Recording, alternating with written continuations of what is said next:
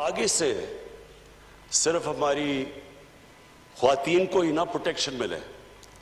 بچوں کو بھی جو چائلڈ ابیوز کے اندر بڑی بری طرح ان کی زندگیاں بھی تباہ ہوتی ہیں، ان کی فیملیز بھی تباہ ہوتی ہیں۔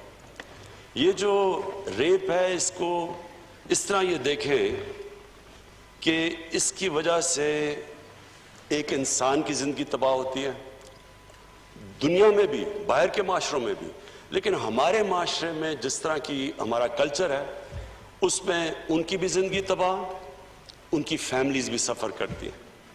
اور میں تو خاص طور پہ سوچ رہا تھا کہ ان بچوں کے اوپر کیا گزری ہوگی، یہ ساری زندگی کے لیے یہ ٹراما رہتا ہے۔ تو اس کے بعد ہم نے فیصلہ کیا کہ ہم 3 ٹیئر اس کے اوپر کام کریں۔ نمبر 1 تو پولیسنگ، رجسٹریشن، ساری جگہ دنیا کے اندر سیکس کرمنلز کی رجسٹریشن ہوتی ہے، سیکس آفینڈرز رجسٹرڈ ہوتے ہیں، ان کا ایک ڈیٹا بیس بنتا ہے، ان کو پھر فالو کیا جاتا ہے، کیونکہ دنیا کا تجربہ ہمیں یہ بتاتا ہے کہ جو سیکس آفینڈرز ہوتے ہیں وہ ریپیٹ آفینڈرز ہوتے ہیں۔ جس طرح یہ جو ایک ابھی بھاگا ہوا ہے جو عابد، اس سے پہلے بھی گینگ ریپ کی ہوئی ہے، اور پھر سے جو بھی اس کو سزا دی تھی ظاہر ہے وہ عبرتناک نہیں تھی، کیونکہ اس نے پھر سے کیا، اور یہ تو رپورٹ ہوا ہے سیکنڈ ٹائم۔ بیچ میں کتنے اس نے ایسے جرم کیے جو ان رپورٹڈ ہے، اور جتنا بھی ہم اس میں انویسٹیگیٹ کرتے ہیں تو ہمیں یہ پتہ چلتا ہے کہ یہ بڑا ایک چھوٹا سا نمبر رپورٹ ہوتا ہے۔ چائلڈ ابیوز میں بھی جدھر بچوں سے ظلم ہوتا ہے، اور یہ ریپ کیسز میں بھی، کیونکہ ہم سب جانتے ہیں کہ وہ کس طرح کے ٹراما اور صدمہ سے گزرتے ہیں، بچے بھی اور جو خواتین بھی۔ تو اس کے اوپر ہم تیاری کر رہے ہیں ایک بل کی، لیجسلیشن کی، جس میں عبرتناک سزا ہو، خوف زدہ ہو لوگ، یہ کرتے ہوئے ان کو پتہ ہو کہ کسی کی جب وہ زندگی تباہ کریں گے تو اس کے کانسیکوینسز ہیں۔ انشاءاللہ یہ بل تیار ہو رہا ہے، یہ آپ کے سامنے چند دنوں میں ہم پیش کریں گے، اور اس میں صرف یہی نہیں کہ عبرتناک سزا دینی چاہیے، اس کے اوپر بھی ڈسکس کر رہے ہیں، لیکن یہ بھی کہ جو ہم نے یہ بھی اسیس کیا کہ یہ بھی جو حل اگر ہم پکڑ بھی لیں، اور انشاءاللہ ایک تو پکڑ کے دوسرے کو پکڑ بھی لیں گے، اس کے بعد بھی اس کو کنوکٹ کرنا آسان نہیں ہے، کیونکہ جس طرح کی ایویڈنس چاہیے عدالت کے اندر وہ بہت مشکل ہوتا ہے، کیونکہ ظاہر ہے جس طرح کی وہ ایویڈنس دینی ہو وٹنس باکس میں کھڑے ہو کے، وہ بہت مشکل ہوتا ہے۔ تو اس کے لیے بھی ہم پریپریشن کر رہے ہیں کہ پروٹیکشن آف وٹنس کی، کہ کیا ان کو سامنا نہ کرنا پڑے عدالت میں، تو اس کی بھی انشاءاللہ پوری ایک کمپریہنسو ایک لیجسلیشن لے کے آئیں گے۔ دوسرا جی، میں یہ جو فیٹف کی ساری لیجسلیشن اور یہ جو کہانی چلی ہے، میں صرف آج اپنے ملک کے سامنے، اپنی پارلیمنٹ کے سامنے، یہ جدھر جا بھی رہی ہے ہماری، یہ دیکھ بھی جو رہے ہیں پاکستان میں لوگ، دیکھیں جی، فیٹف کا ہمیں سب کو پتہ چلنا چاہیے کہ یہ فیٹف کوئی تحریک ہماری گورنمنٹ کی وجہ سے نہیں، ہم فیٹف کے گرے کے اندر آئے، گرے لسٹ کے اندر، یہ ہمیں وراثت میں ملا، انہیرٹ کیا ہم نے، اور سب کو یہ بھی پتہ ہونا چاہیے کہ اس کی بلیک لسٹنگ کا مطلب یہ ہے کہ پاکستان کے اوپر سینکشنز لگ جاتی ہیں، ہماری فائنینس، ہم باہر کے فائنینسز سے ملک کٹ آف ہو جاتا ہے، اور وہ ملک جو پہلے مشکل حالات میں تھا اور جس کا سب سے بڑا پرابلم فورن ایکسچینج ریزروز تھے، فورن ایکسچینج ریزروز جب آپ اس سطح پہ ہوں جو ہمارے تھے آج سے 2 سال پہلے، اس کا مطلب یہ کہ سارا پریشر پڑتا ہے کرنسی کے اوپر، روپے کے اوپر، اور ہم سب جانتے ہیں کہ جیسے جیسے روپیہ گرتا ہے ساری امپورٹس مہنگی ہونی شروع ہو جاتی ہیں، جس کے اندر تیل، جس کے اندر تیل کی وجہ سے بجلی، جتنی بھی امپورٹس ہمیں چاہیے ہوتی ہیں ہماری انپٹس انڈسٹری کے لیے، یعنی ساری چیزیں جب پیٹرول، ڈیزل، بجلی، یہ جب سب مہنگی ہوتی ہے، ٹرانسپورٹ مہنگی، تو آخر میں مہنگائی سے غربت بڑھتی ہے۔ تو ایک قوم نکل رہی ہے، اور اللہ کا شکر ہے، اللہ کا لاکھ لاکھ شکر ہے کہ جس طرح کووڈ میں سے پاکستان نکلا، کوئی یہ امید نہیں رکھ رہا تھا کہ اس طرح ہم نکلیں گے، کیونکہ سب کو خوف تھا کہ جب ایک ملک لاک ڈاؤن میں چلا جاتا ہے، اس کی اکانومی بند ہو جاتی ہے،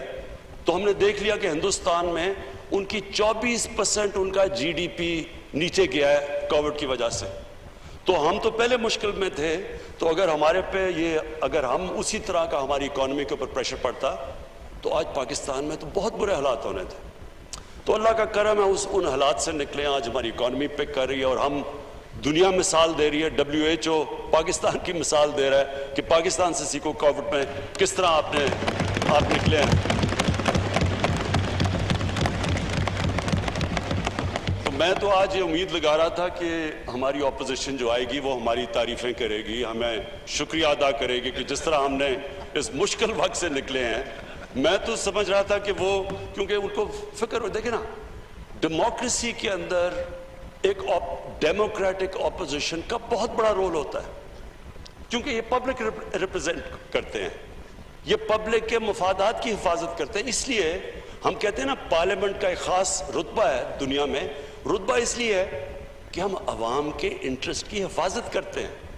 اس لیے ہمارے پاس ہمیں ایک سٹیٹس ملتا ہے، اس لیے ہمارے کئی جگہ ہمیں VIP کی طرح ٹریٹ کرتے ہیں، کیونکہ لوگ سمجھتے ہیں ہم ان کے انٹرسٹ کو پروٹیکٹ کرتے ہیں۔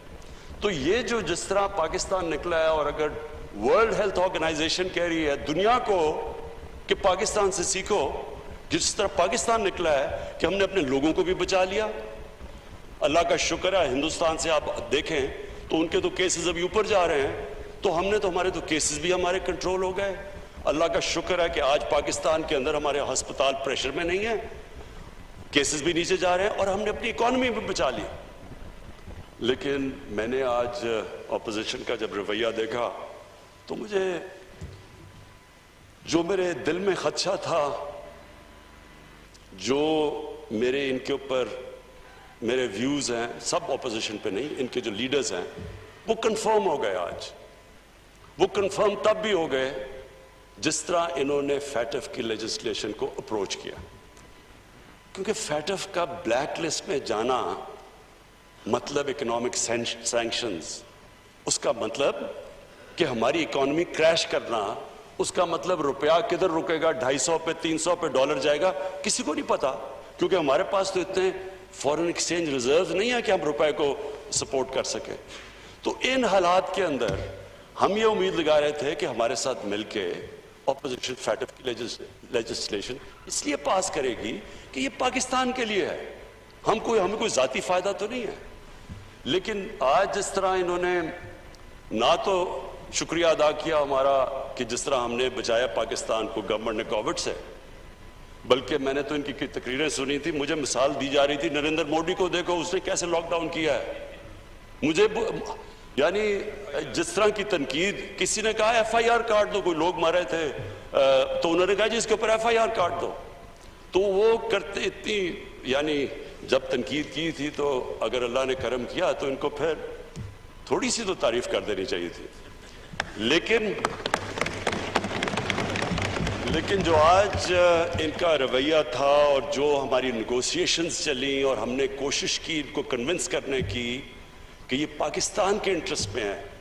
یہ فیٹف کے ہمارے گرے لسٹ سے نکلنا اور کہیں خدا نخواستہ بلیک لسٹ میں جانا، یہ تو پاکستان کا ایشو ہے۔ لیکن جو بھی نیگوشیٹ کر رہے تھے، جو انہوں نے جس طرح کی نیگوسیشن کی، میری ایک کنوکشن ہے کہ ان کے لیڈرز کا انٹرسٹ اور پاکستان کا انٹرسٹ اپوزڈ ہے۔ جو پاکستان کی بہتری ہے اس کے اوپر ان کا کوئی فکر نہیں، ان کو اپنے ذاتی انٹرسٹ کو پروٹیکٹ کرنے کے لیے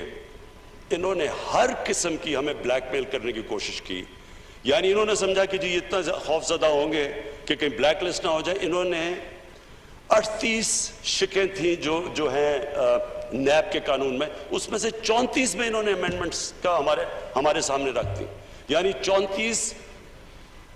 34 نیب کے ایکٹ میں امینڈمنٹس کا مطلب کہ نیب کو دفن کر دو. سو انہوں نے استعمال کیا فیٹف کو اپنے جو کرپشن کے کیسز تھے وہ بچانے کے لیے, اور کوئی فکر نہیں کہ اگر ملک بلیک لسٹ میں چلا جاتا تو کیا ہوتا ہے. اور انہوں نے لاسٹ پیریڈ تک کوشش کی, پھر جب انہوں نے دیکھا ہم بلیک میل نہیں ہو رہے, پھر بھی اینڈ میں جا کے پھنس گئے منی لانڈرنگ کے اوپر. اسپیکر صاحب, میں اپنی قوم کو, کیونکہ اپنی ممبرز بھی میرے بیٹھے ہیں, قوم بھی, ان کو بڑا ضروری ہے. اللہ اکبر, اللہ اکبر,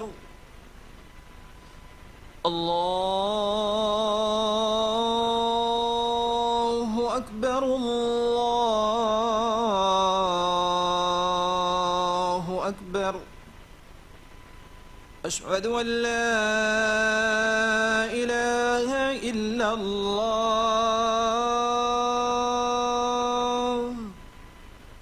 اشہد ان لا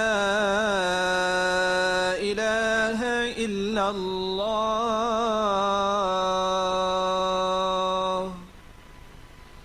اشہد ان محمد رسول اللہ, اشہد ان محمد رسول اللہ.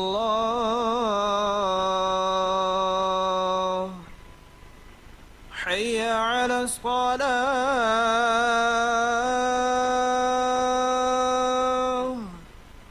حی علی الصلاة,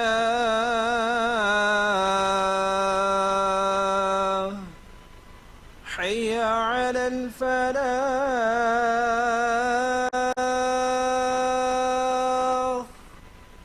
حی علی الفلاح.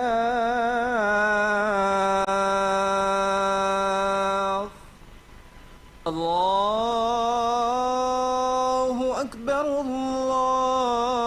اللہ اکبر, لا الہ الا اللہ.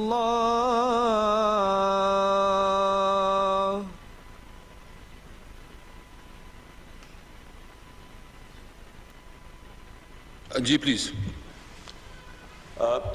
منی لانڈرنگ سب لوگوں کو سمجھ نہیں منی لانڈرنگ کی آتی. میں بریفلی ایکسپلین کر دوں. منی لانڈرنگ ہوتی ہے کہ جب آپ ایک ملک میں پیسہ ناجائز طریقے سے بناتے ہیں تو ضروری یہ ہوتا ہے کہ وہ آپ اس کو ملک سے باہر رکھیں, کیونکہ وہ ملک کے اندر وہ نظر آ جاتا ہے. تو اس لیے جب آپ ساری دنیا میں, ہمارا یہ ایشو نہیں ہے, یہ صرف یہ ساری تیسری دنیا میں جو ڈیولپنگ ورلڈ ہے, آپ ہر ڈیولپنگ ورلڈ میں دیکھیں کہ جدھر بھی ان کی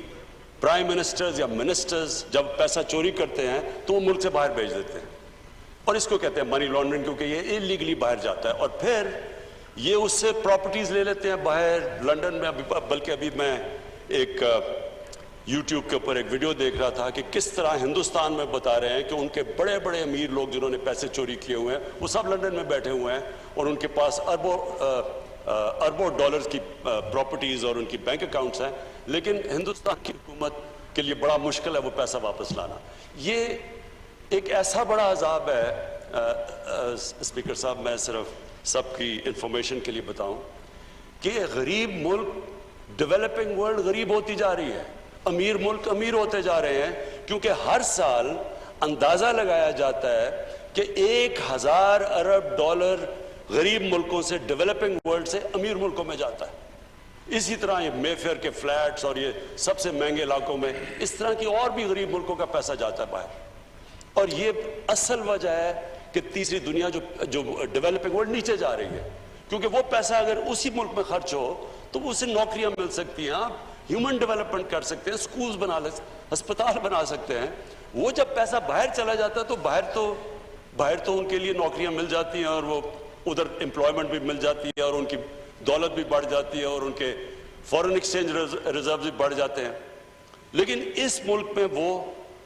ایک تو وہ پیسہ باہر چلا جاتا ہے, دوسرا یہ ڈالرز لے کے پیسہ باہر بھیجتے ہیں. یہ جو ٹی کا سارا کیس ہے, یہ ہے کیا؟ یہاں سے حوالہ ہنڈی سے پیسہ باہر بھیجا, جس کی ضرورت پڑی وہ ٹی ٹی سے منگوا لی اور انہوں نے کہا جی کہ نو کوسچنز آج کیونکہ ہمیں ریمیٹنسز آئی ہیں. یہ پورا ایک ریکٹ ہے منی لانڈرنگ کا. اور اس ملک میں جو اگر ہمارے روپے پہ پریشر پڑتا ہے, جو میں کہہ بیٹھا ہوں, جب روپے پہ پریشر پڑتا ہے مہنگائی آ جاتی ہے, غربت بڑھتی ہے. تو جب آپ اپنے ڈالرز یہاں سے ڈالر لے کے باہر بھیجتے ہیں تو وہ دوسرا بھی نقصان پہنچاتے ہیں ہمارے ملک کو, کہ ڈالرز کی جب کمی ہوتی ہے تو روپے پہ پریشر پڑتا ہے. اب اس کے اوپر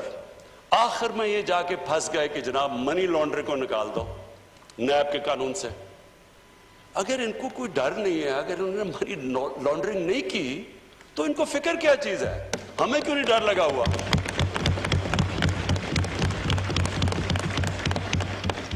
اور افسوس یہ ہے کہ اس کے اوپر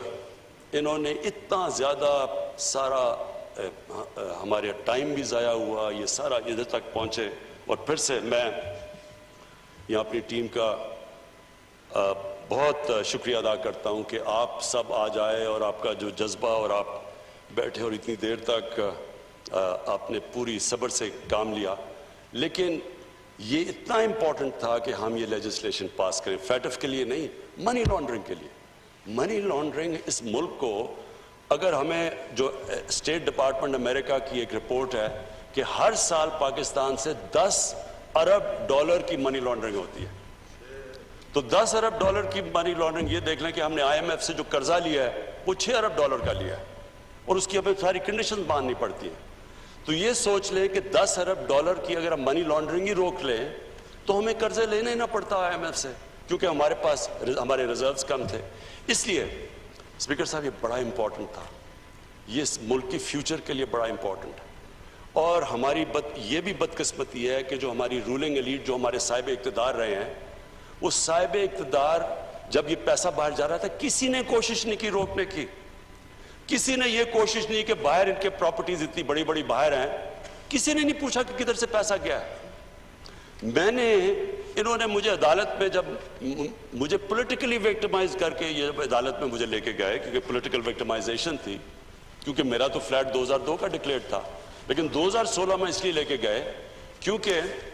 میں نے ان کا پیناما کا کیس اٹھایا ہوا تھا. تو پیناما کا جب کیس اٹھایا تھا اس میں پھر مجھے پریشرائز کرنے کے لیے عدالت میں لے گئے. تو اسپیکر صاحب, اگر میں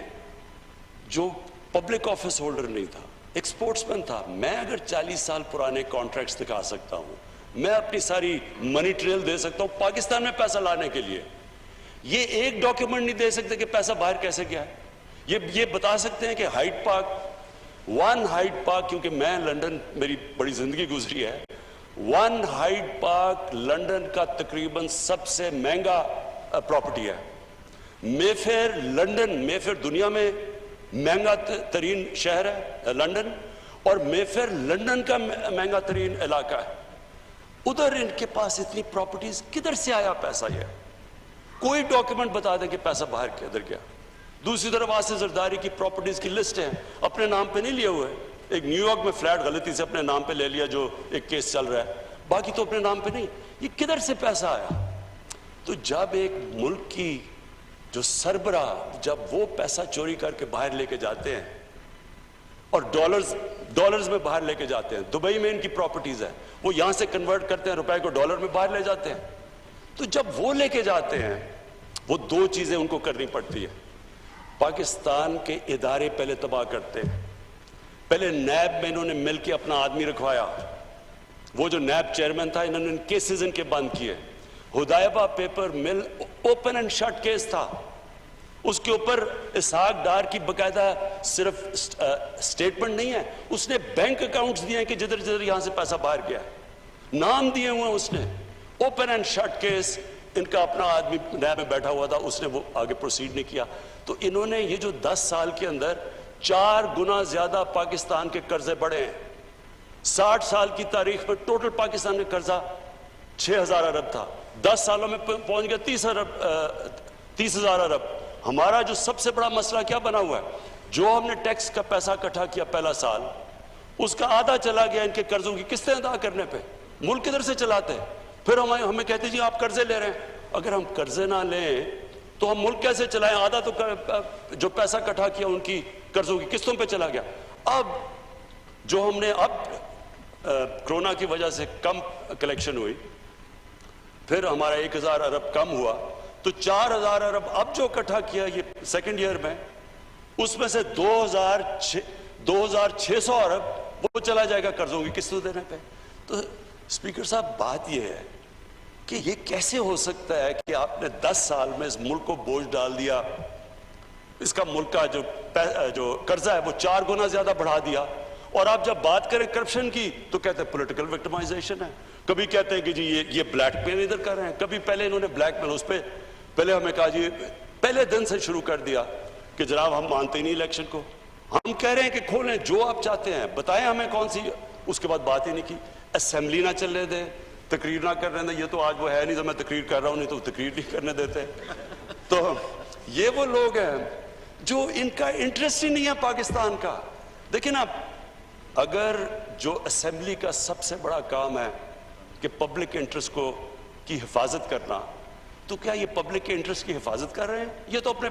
اپنے جو لیڈرز کی چوری کیے ہوئے پیسے کی حفاظت کر رہے ہیں۔ ان کا تو انٹرسٹ ہی الٹا ہے پاکستان سے۔ جو پاکستان کا انٹرسٹ ہے، پاکستان کا تو انٹرسٹ ہے کہ یہ چوری کیا ہوا پیسہ واپس آئے۔ انہوں نے اپنی اپوزیشن کا مقصد یہ بنا دیا کہ کسی طرح وہ اس چوری کیے ہوئے پیسے کو بچا لیں۔ کیسے ایک ملک ترقی کر سکتا ہے جب ایک ملک کے جو بڑے بڑے جن لوگوں کے پاس اتنا، ہمیں پتہ ہے، ہمیں اسپیکر صاحب میں نے تو ان کو سب کو دیکھا ہوا ہے، مجھے تو پتہ ہے ان کی پہلے حالات کیا تھے، مجھے تو پتہ ہے یہ جس طرح اب آپ جو دیکھ رہے ہیں اسحاق ڈار کو دیکھیں، اسحاق ڈار ایسے لگتا ہے کہ اس کے باپ کی سائیکل کی دکان نہیں تھی، مے فیئر میں کوئی مرسیڈیز کا شو روم تھا۔ نواز شریف کی فیملی، اب ان کی فیملی دیکھ لیں، ان کی فیملی ایسے نہیں لگتی کہ گوال منڈی میں بڑی ہوئی ہے، لگتا ہے یہ بکنگھم پیلس میں بڑے ہوئے ہیں سارے۔ کدھر سے پیسہ آیا اتنا پیسہ؟ اور جواب مانگو تو جی یہ سیاسی انتقامی کارروائی ہو گئی۔ اسپیکر صاحب میں آخر میں اپوزیشن کو پھر کہتا ہوں، آپ نے جو بھی، ہم ہر طرح کی آپ سے کمپرومائز کرنے کے لیے تیار ہیں، جو آپ چاہتے ہیں ملک کے لیے، جمہوریت کے لیے، ہمارے سے کہیں ہم کمپرومائز کرنے کے لیے تیار ہیں، لیکن ہم کرپشن کے اوپر کمپرومائز کرنے کے لیے نہیں تیار۔